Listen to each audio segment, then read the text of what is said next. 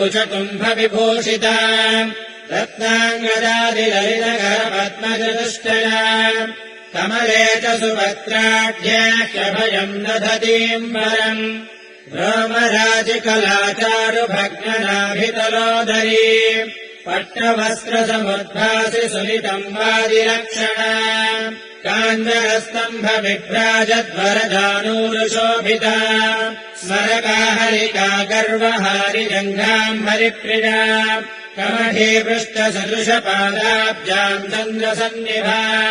पङ्कजोदरलावण्यसुन्दराङ्घ्रितराम् श्रियम् सर्वाभरणसंयुक्ताम् सर्वलक्षणलक्षिताम् पितामहमहाप्रीताम् नित्यदुक्ताम् हरिप्रियाम् नित्यम् कारुण्यललिताम् कस्तूरीलेपिताङ्गिकाम् सर्वमन्द्रमणि